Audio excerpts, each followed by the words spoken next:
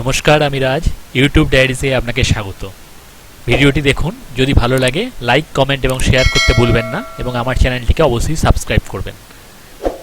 দেখতে থাকুন।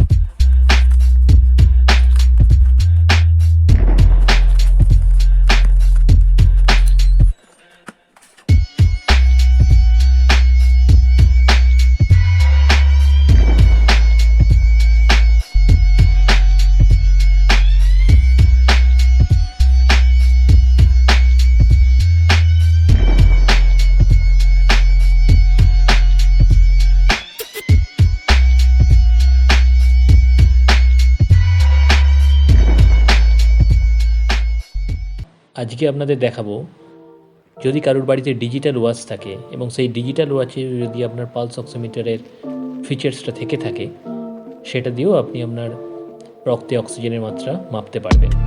একজন সুস্থ স্বাভাবিক ব্যক্তির ক্ষেত্রে এই অক্সিজেনের মাত্রাটা 95 থেকে 99% মধ্যে ঘোরাফেরা করে।